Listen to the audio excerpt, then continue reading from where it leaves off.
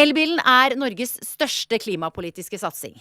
Gareth Dunsmore, eldirektør i Nissan, her for å snakke om hvordan og hvorfor den avanserte elbilen fremtiden. Ønsk ham velkommen.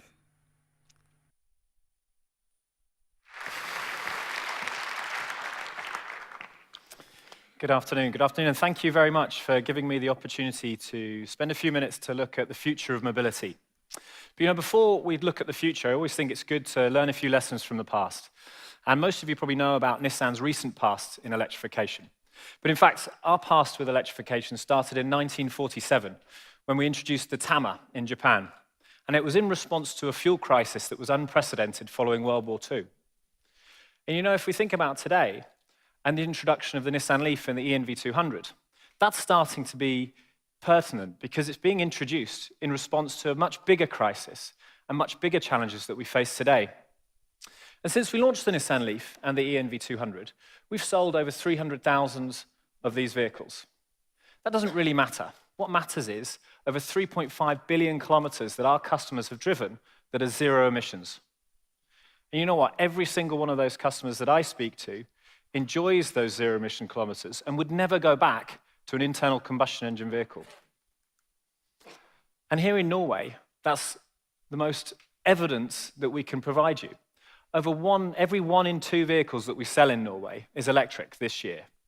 This is something that people in the past would have laughed at if I'd made that prediction, that in 2017, 1 in 2 vehicles that Nissan sells would be electric in this country. But they're not laughing now. They're not laughing now. In fact, every single major manufacturer is starting to try and introduce and to talk about introducing their first electric vehicle. Just 3 weeks ago, I was here in Oslo, and I absolutely love coming here to Oslo for obvious reasons, running electric vehicles for Nissan. But I had the opportunity to listen, to learn, and to share some stories, and to share a stage with the mayor of Oslo, and how Marianne Bergen has managed to lead a progressive electrification strategy in Oslo is something that I want to take to other cities across Europe. And every time I get invited to come to a talk like this outside of Norway, it gives me the opportunity to show that electrification and electric mobility is not just possible, but it's actually happening today. It's happening here. It's happening now. But why is this so important? I think I just got called fat by my previous speaker. Getting fat on diesels, I think, is what he said.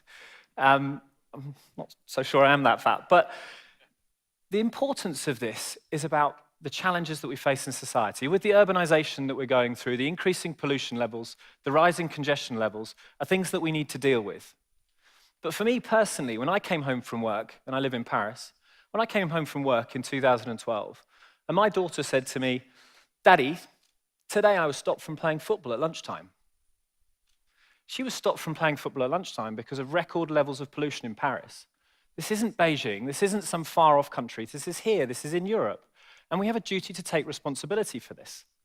At Nissan, this year we will produce a record number of electric vehicles.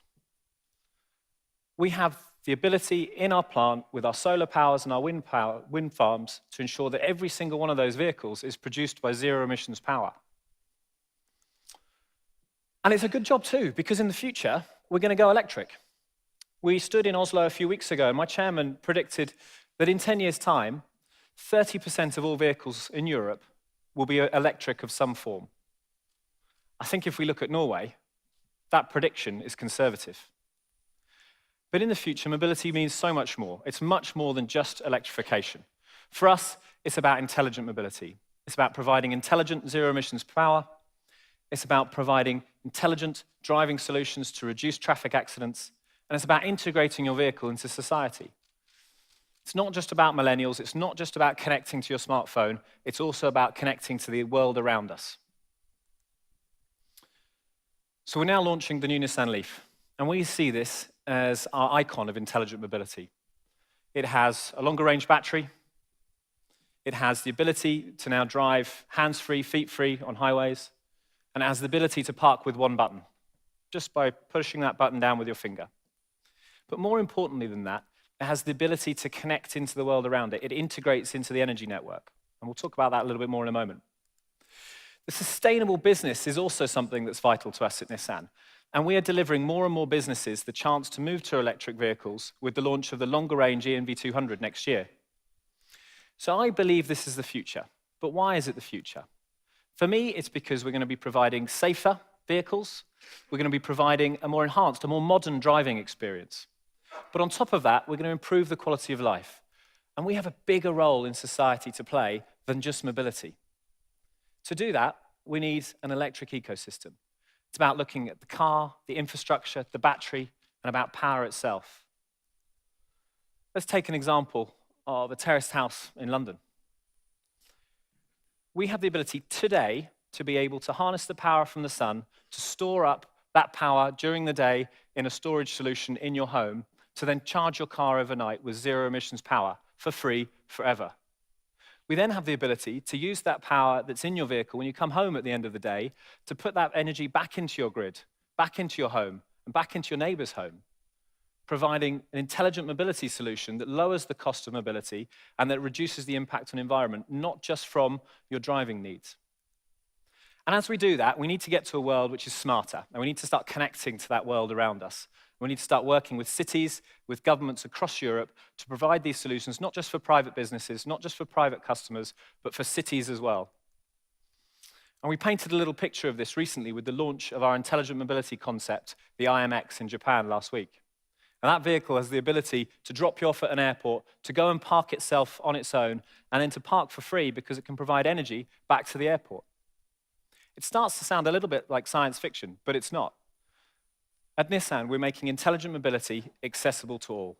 Providing zero emissions mobility since 2010 is something we will continue to do faster and with more conviction than any other manufacturer, because we truly want to electrify the world. But we can't do this alone. We cannot do this alone. It's up to cities, it's up to countries, it's up to businesses, it's up to private individuals to make a choice and start putting in place what is needed to be able to move towards a zero emissions mobility society that can benefit beyond the vehicle. And we can achieve this only by working together. So thank you very much. Hopefully, if we can continue to take these messages on board, we can move to a truly zero emissions mobility society.